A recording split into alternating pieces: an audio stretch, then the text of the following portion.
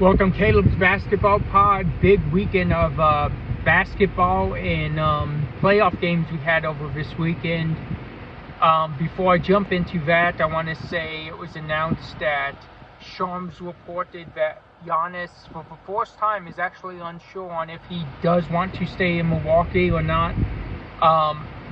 The fact that he's to the point where he is unsure, when we were all speculating that was possible, I think that says a lot.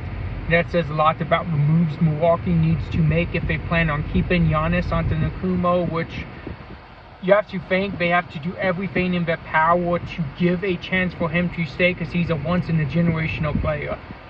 He can do it all, in my opinion. He's the number 3 on the MVP ballot this year, under Jokic and SGA, and everybody has an opinion on where those two would go, but in my opinion, Giannis is the solid number 3.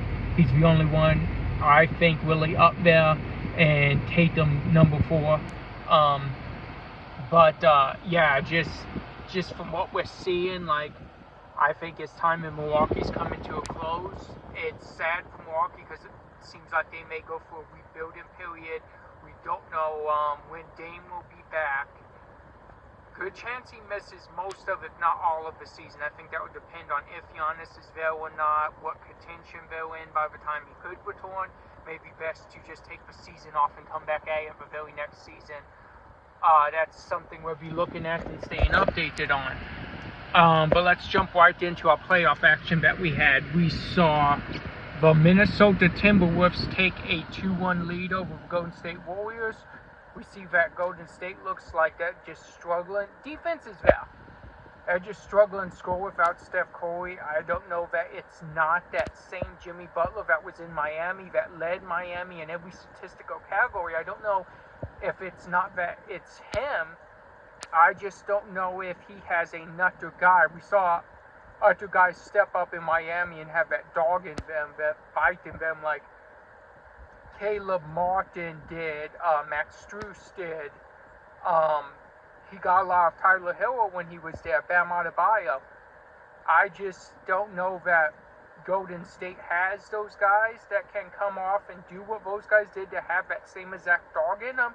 And you have to think Miami was with the Miami Heat culture of style and culture of play. All these guys are trained to be those dogs. It's not really necessarily the same in Golden State. And I'm not saying they can't be, but I need to see more of Podziemski, Buddy Hield, and Jonathan Kuminga if Golden State has any shot to tie this series tonight. He is in Golden State. We're seeing better games from Jonathan Kuminga when he is getting more playing time. But besides that, I need to see a lot more out of him and those two that I mentioned, Moses Moody, depending on if he gets minutes and time, and see if they can extend this again. All they're trying to do is get to 6, because there's a chance Steph Curry can play at 6. If Steph Curry can play at 6, there's a good chance he can take you home to Western Conference Finals. So we'll see where that goes. On the Minnesota side, I haven't seen that breakout Anthony Edwards game. He had 30, but he just don't look like he's that same guy that was in the LA series. Maybe he's just so spectacular and putting out LeBron and Luka Doncic that it's hard to see. But to me, it just looks like he's lacking a little bit of the aggressiveness. He did land on his ankle a couple of games ago. I don't know if that's taken some of his, quickness, intensity out maybe a little bit. Maybe it's still bothering him. He said he's fine, but who knows. Julius Randle's playing really good basketball, I'll say that. Rudy Gobert's doing pretty good. He's taking advantage of some of his mismatches. And Minnesota's starting to look good. They're starting to pull it together. If you're Minnesota, it's vice versa. You want to finish this at 5, which you have a golden opportunity to. It starts tonight, Game 4 in Golden State. You have to win. That's must win for you. Yeah, finish in 5 so Steph has no chance of playing. So different styles for each team. And none of the games we've seen in this series have been high scoring. So I also think an advantage will go to a team that finds that offensive rhythm. But Golden State struggled offensively all playoffs. But the defense has been there.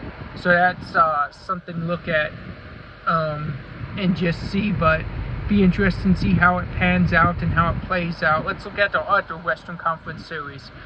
we have a 2-2 tie, split in each game in Oklahoma, each taking a game, and split in games in Denver, each taking a game. Now we go back to Oklahoma for what was essentially a best of 3, with 2 of those games being in Oklahoma. I haven't seen any team grab control of this series on the Denver side. They're sticking in there, they're winning games, they're playing well, with Nikola Jokic playing like historically bad for how good he's been this season. He's not playing well at all. He's shooting sub 50%, averaging more turnovers than field goals made. That's pretty bad. And we know he's a lot better than that. Denver may be able to snatch control of the series if they get Jokic on the right track. Michael Porter Jr., which I've spoke on before, a very inconsistent player. We're seeing that. Jamal Murray's been playing really good. Jamal Murray has been hitting a lot of big shots and keeping Denver in the games more than Jokic, surprisingly. And Aaron Gordon's been playing amazing, in my opinion. We saw the game-winning 3. He has the game-winning dunk in these playoffs. He's doing it all. And then Russell Westbrook, I think he's doing pretty good, especially defensively. Oklahoma's struggling when they're getting these matchups with Russ defending, thinking it's easy. He's going out and he's getting these defensive stops, and they're shooting very low percentage on Russell Westbrook guarded and contested shots. Good for Russell Westbrook. On the Oklahoma side, we haven't seen Shea have that takeover game. Better game yesterday. But we haven't seen him showing that he's the MVP, showing that he's the best player in the league like he says he is. And it's tough because he's leading a very young team and he's trying to get his young guys on board, and he's young himself. But I think we just have to see more from Shea. I think whoever steps up in these next 3 games between Shea and Jokic, that's going to be who wins the series. We haven't seen signature games from either one of them yet, so I'll be interested to see. But Jalen Williams, shout out to him. He's been playing really well as of late. Oklahoma did miss a couple free throws that led to that game 1 loss, but besides that, Jalen Williams has been playing really, really good. Now let's jump to our Eastern Conference series. So tonight we have Game 4 of Boston, New York. We saw New York take both games in Boston. Then we saw the Celtics dominate in New York.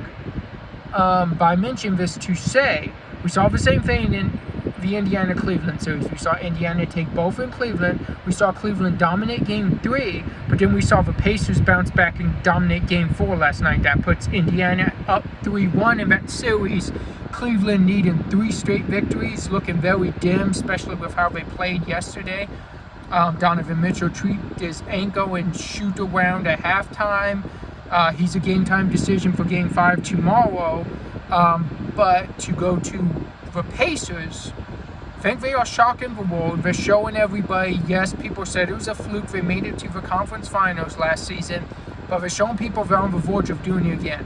If you make it to the conference finals 2 straight seasons, it's not a fluke. So I think they're just out and they're just proving the doubters wrong, and they're having fun doing it, and the physical brand of basketball is working for them. I assumed that the physical brand of basketball was a way to work on Boston. I didn't necessarily know it was going to be a way to work on Cleveland with the 2 bigs. But Indiana's shown that physical brand of basketball is working, and the Cleveland Cavaliers have yet to match that intensity really in any of the games, to be honest. Game 3, they did pretty good with it, but still necessarily I think Indiana wore out. And I'm just not seeing Cleveland match that intensity yet. That's been the difference of the series to me. It's not a full court press. You have guards that can beat guys off the dribble and should be able to get to the basket, create for teammates. Lack of defense, in my opinion, just not good defense. Indiana is getting pretty much whatever they want. We saw this in the Milwaukee series. We thought it was just Milwaukee was really bad defensively. They're making Cleveland look bad defensively too. So at one point or another, you're going to start saying, no, it's that Indiana offense that's showing out, and Tyrese Halliburton's the head of the snake.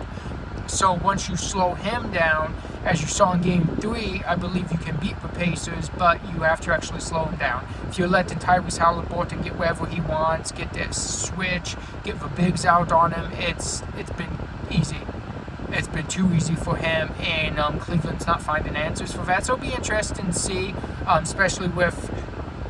I thought of yesterday as do or die for Cleveland. As we saw, they got demolished. Now it's actually do or die.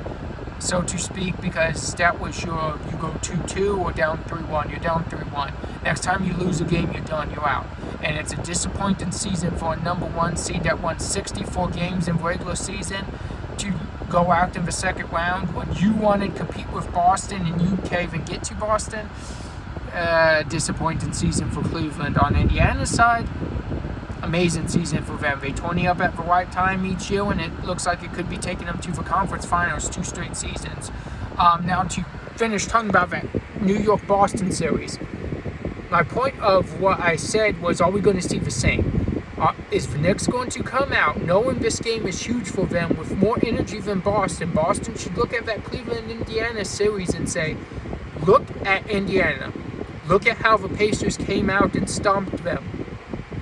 The Knicks are going to try to do that to us, so Boston should be prepared for that. If you're the Knicks, you have to look at that again and say the same. Look at what Indiana did. They treated that game like do or die, and they came out and they stomped their opponents. We have to do that because we can take a 3-1 lead back to Boston. So that's the game to watch for me tonight. Boston, New York, in New York. And I think Jalen Brunson's going to have something to say after not a great game from last. So I think that's the game to watch. And I think it's going to be different because Boston's a championship team.